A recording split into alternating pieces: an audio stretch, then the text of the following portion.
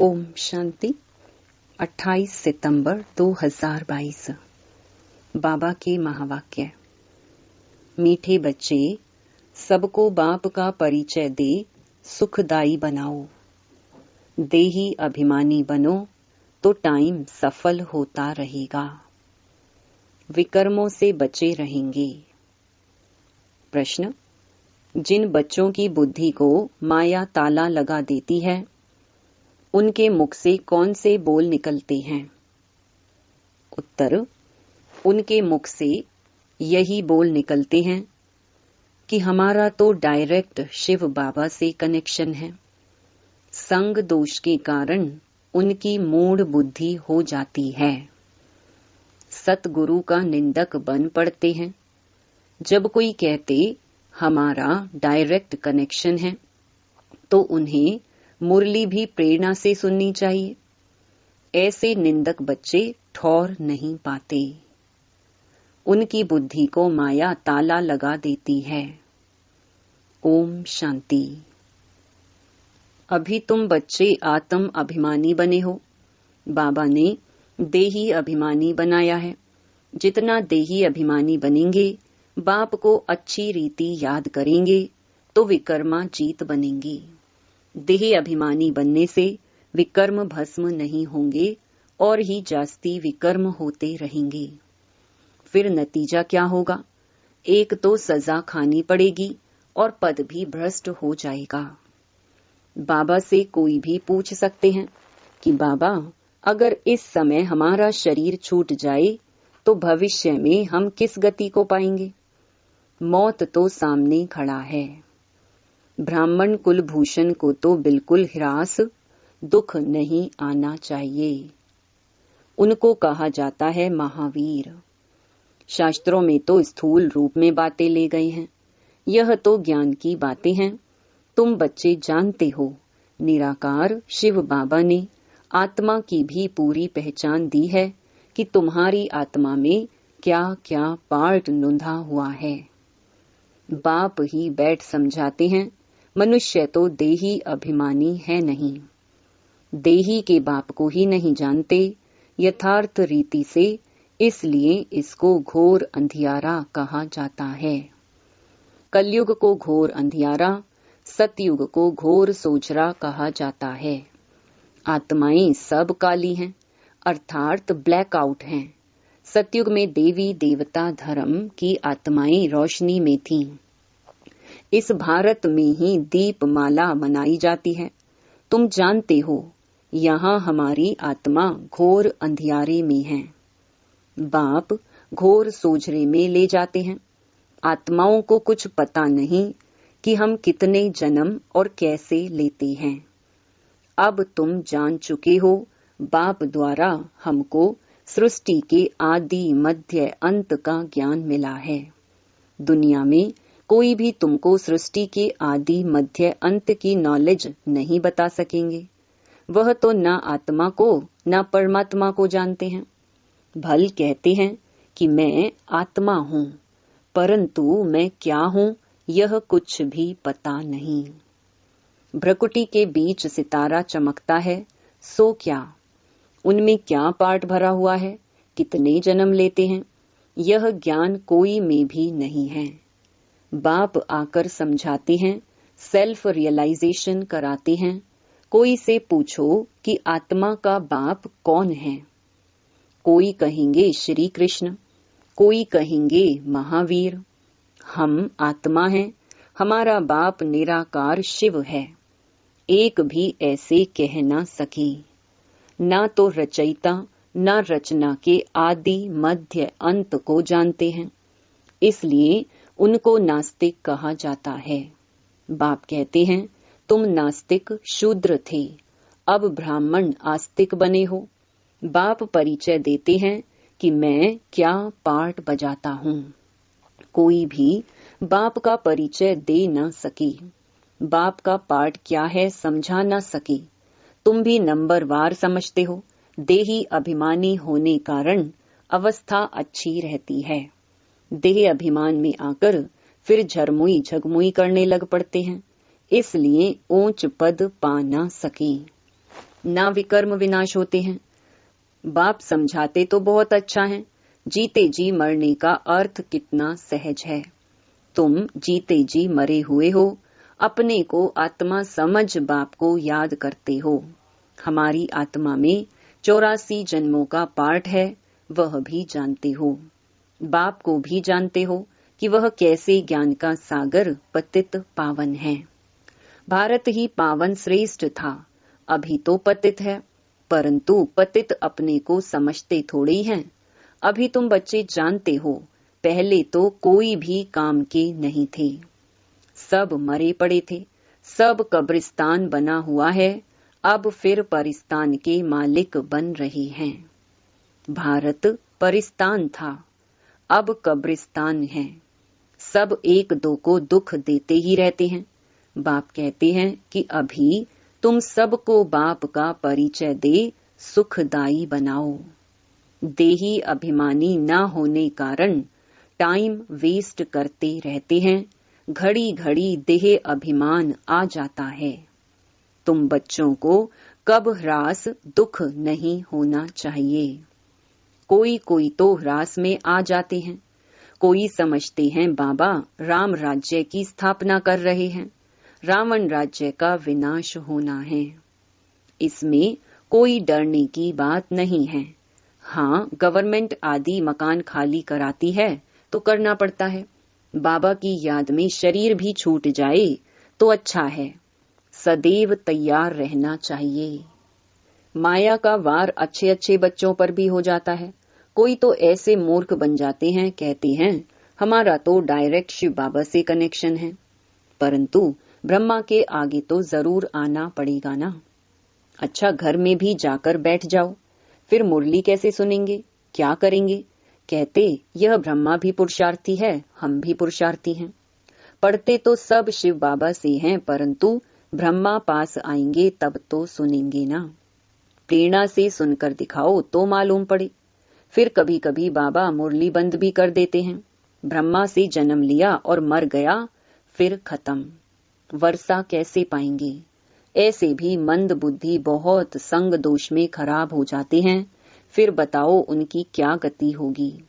सतगुरु का निंदक बने तो ऊंच ठौर पा नहीं सकेंगे। गुरु ब्रह्मा कहते हैं ना, गुरु विष्णु गुरु शंकर नहीं कहेंगे, गुरु सिर्फ ब्रह्मा ही है। तुम भी माता गुरु बनती हो, सतगुरु द्वारा बनी हो, ना कि कलयुगी गुरुओं द्वारा। तुम ब्राह्मण ब्राह्मणियां बनी हो, तुम्हारी है रूहानी यात्रा। मेहनत है। माया किसकी बुद्धि को ताला लगा देती है तो फिर उल्टा सुल्टा बोलते रहते हैं, वेस्ट ऑफ टाइम करते हैं। अच्छा, मीठे मीठे सिकिलधे बच्चों प्रति मात पिता बाप दादा का याद प्यार और गुड मॉर्निंग। रूहानी बाप की रूहानी बच्चों को नमस्ते। बाप दादा के हस्तलिखित पत्रों की कॉपी। ज्ञान के सागर पतित पावन निराकार शिव भगवानुवाच। अपने रथ प्रजापिता ब्रह्मा द्वारा सर्व ब्राह्मण कुलभूषण ब्रह्मा मुख वंशावली ब्रह्मा कुमार कुमारियों प्रति। हे बच्चों, तुमको समझाया गया है कि पतित पावन को पतित दुनिया में आकर पतित शरीर में प्रवेश करना पड़ता है। वह पतित शरीर कौन सा है? जो पूरे 84 जन्मों का चक्कर लगाकर अभी अंतिम जन्म में है। पहला जन्म तो है पावन श्री कृष्ण, श्री राधे स्वयंवर के बाद फिर श्री लक्ष्मी नारायण बनते हैं। अभी वह देवताओं का धर्म है नहीं, अनेक अधर्म हैं। अब फिर से बाप आकर वही सतयुगी देवी देवताओं का धर्म स्थापन करते हैं।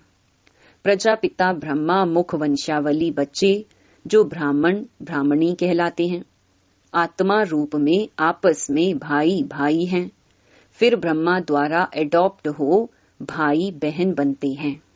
वर्षा पाना है ब्रह्मा कुमार कुमारियों को परम पिता परमात्मा से। शिव बाबा अपने बच्चों आत्माओं को कहते हैं, अब देही अभिमानी व आत्म अभिमानी भव।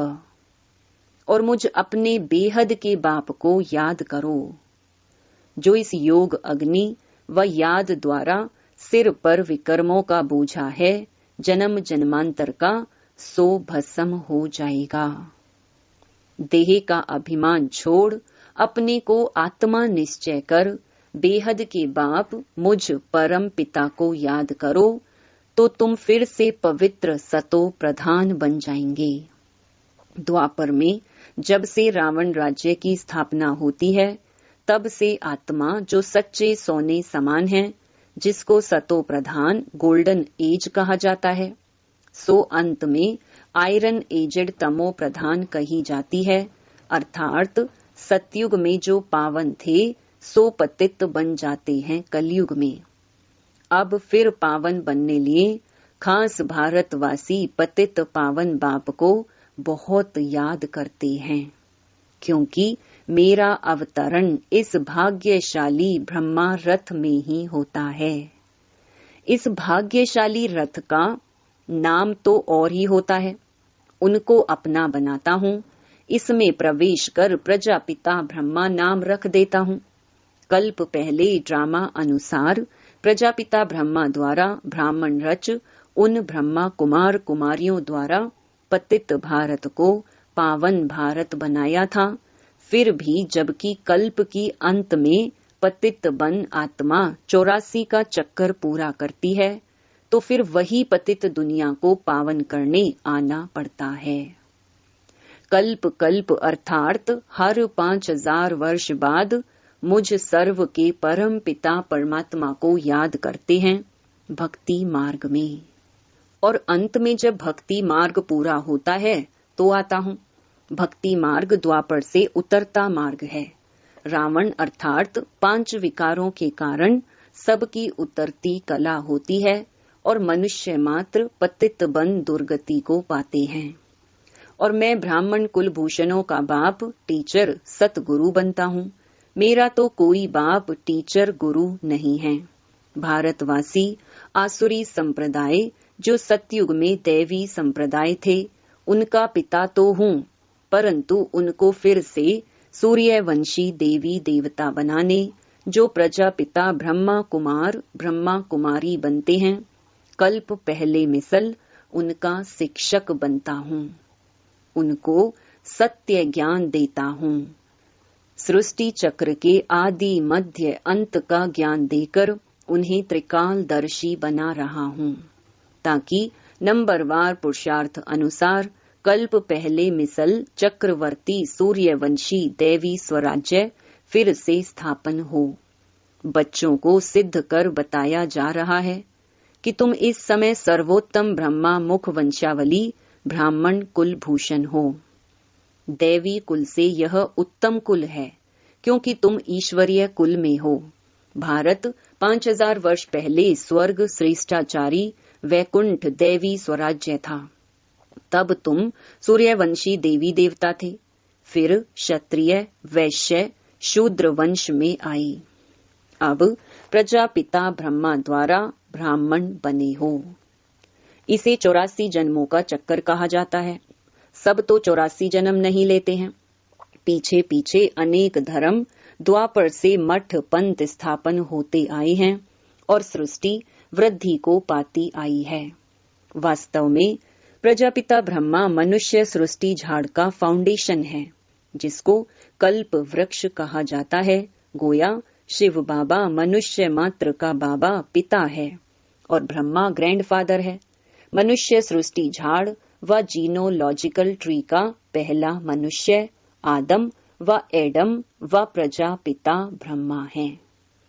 प्रजापिता ब्रह्मा और मुख वंशावली परम पिता मुझ परमात्मा शिव से सहज राजयोग और ज्ञान सीख सुख घनेरे सोझरे में जाते हो। गाया भी जाता है, ज्ञान सूर्य प्रगटा अज्ञान अंधेर विनाश। ज्ञान सूर्य भी पतित पावन परम पिता परमात्मा को ही कहा जाता है। तुम ज्ञान सोझरे में हो, बाकी सब अज्ञान अंधियारे में है। दूसरा, बच्चों ने ज्ञान सुना और बाबा कहा तो वर्षा मिलना ही है। एक तो बाप को, दूसरा सृष्टि चक्र को याद करना है, और तो कोई तकलीफ नहीं। बाप जानते हैं कि बच्चों ने भक्ति मार्ग में बहुत तकलीफ देखी है। अभी और क्या तकलीफ बच्चों को देवे। जितना भक्ति में मेहनत, उतना यहाँ चुप रहना है। जितना योग में रहेंगे, उतना विकर्म विनाश होंगे। कहते हैं ना, त्वमेव माताश्च पिता त्वमेव। दूसरे लौकिक माँ बाप, भाई बंधु इस समय सब दुख देते हैं। यह फिर सबको सुख देते हैं, सदा सुखी बनाते हैं। अच्छा, धारणा के लिए मुख्य सार। पहला, हम ऊंचे ते ऊंच सर्वोत्तम ब्राह्मण कुलभूषण हैं। इस खुशी में रहना है। स्वयं भगवान बाप टीचर गुरु के रूप में हमें मिला है। इस स्मृति में सदा हर्षित रहना है। दूसरा, किसी भी बात के दुख हिरास में नहीं आना है। झरमुई झगमुई में समय बर्बाद नहीं करना है। वरदान, विश्व कल्याणकारी बन अशांत आत्माओं को शांति का दान देने वाले मास्टर दाता भव। दुनिया में हंगामा हो, झगड़े हो रहे हों, ऐसे अशांति के समय पर आप मास्टर शांति दाता बन औरों को भी शांति दो। घबराओ नहीं, क्योंकि जानते हो जो हो रहा है वो भी अच्छा, और जो होना है वह और अच्छा। विकारों के वशीभूत मनुष्य तो लड़ते ही रहेंगे, उनका काम ही यह है। लेकिन आप विश्व कल्याणकारी आत्माएं सदा मास्टर दाता बन शांति का दान देते रहो। यही आपकी सेवा है। स्लोगन, अपनी सर्व प्राप्तियों को सामने रखो तो कमजोरियां सहज समाप्त हो जाएंगी। ओम शांति।